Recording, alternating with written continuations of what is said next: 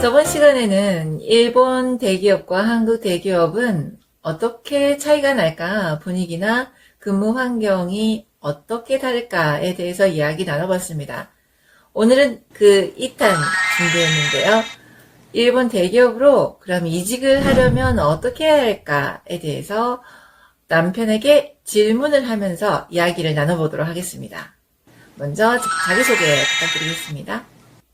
안녕하십니까. 저는 일본 중소기업에서 5년, 그리고 대기업에서 5년 근무 경력이 있는 김상이라고 합니다. 네, 실명은 거론하지 않고 김상으로 해주겠습니다. 네. 먼저 첫 번째, 대기업에 취업하려면 어떤 대학이 유리할까요? 먼저 저는 공대 출신이라는 걸 먼저 말씀드리고요. 네.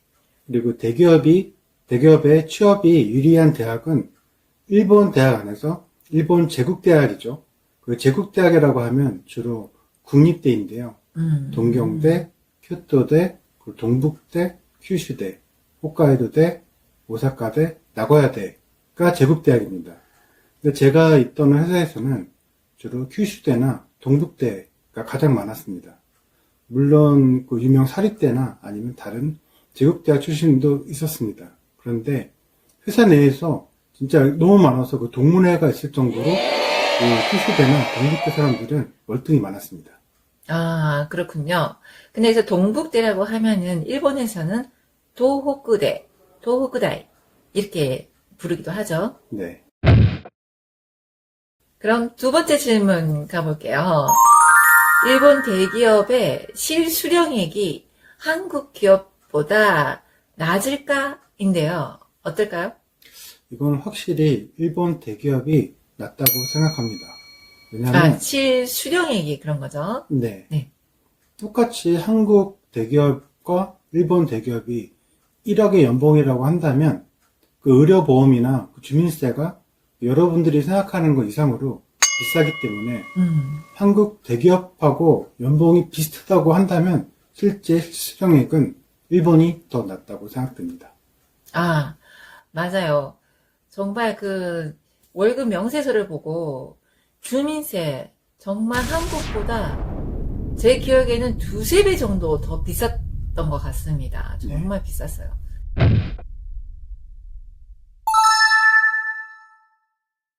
같은 경우는 일본의 그 이직 사이트가 굉장히 많습니다. 그중에 대표적인 게 뭐 누타나 아니면 리쿠나비, 마이나비, 뭐 리크루트 등 이직 사이트가 많은데요. 저 같은 경우는 리쿠나비를 많이 이용을 했고요. 그 리쿠나비 사이트에 이력서를 등록을 해 놓으면 그 대면 상담 요청이 옵니다.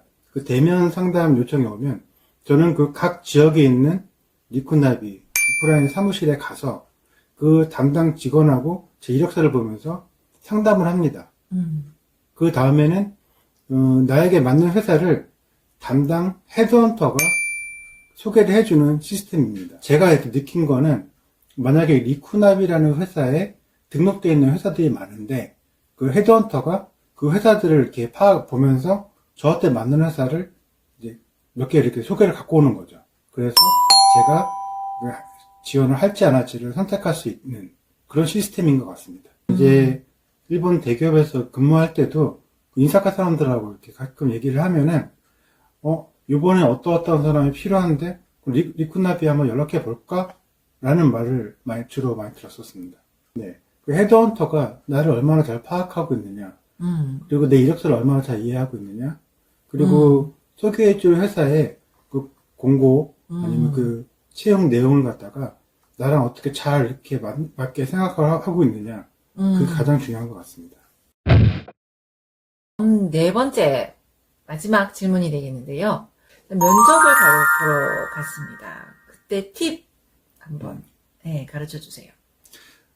제가 면접은 굉장히 많이 봐봤는데요.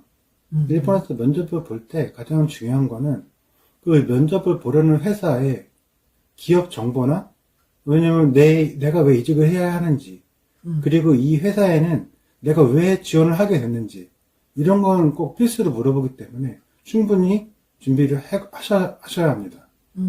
그리고 그 헤드헌터들도 그 경험이 많기 때문에 헤드헌터들이 그 회사에 대해서 과거 질문 내용을 가지고 있을 수가 있거든요. 그래서 헤드헌터에게 과거 질문 내용, 면접 질문 내용이 무엇이었는지 꼭 부탁해서 만약 얻을 수 있는 정보가 있다면 꼭 얻어내시는 게 중요하다고 생각합니다. 유리하겠네요. 네. 네. 정말 그 회사의 정보를 보고 내가 준비해야 되는 그런 정말 중요한 그런 팁이 있을까요? 보통 사람들은 대기업 하면은 그 회사 이름만 보고 또 대충 이제 공고를 보고 그냥 바로 면접을 가는 사람들이 많거든요. 근데 가장 중요한 거는 또 경력자이기 때문에 거기서 모집을 어떠어떠한 사람을 모집한다. 어떠어떠한 기술이 있었으면 좋겠다. 뭐 어떠어떠한 능력이 있었으면 좋겠다. 이런 게 써 있거든요. 네. 이런 거를 필히 이제 꼭 자기가 숙지를 하고 그리고 내 경력과 어떤 연관성이 있는지를 꼭 생각해 보고 그래서 내 경력이 이 회사에 가서 실질적으로 도움이 될지 안 될지는 모르겠지만 내 경험을 어떻게 하든지 이 회사랑 그 모집 공고랑 내용하고 연관을 지어서 꼭그 면접 전에 궁리를 해보시고 가셔야 만약에 이제 어떤 질문이라도 당하지 않으실 것 같습니다. 네. 알겠습니다. 저희가 영상을 준비를 하면서 굉장히 많은 정보가 있었지만 지금 다 그걸 담을 수는 없고 네 가지로 나눠서 이렇게 이야기를 해봤고요.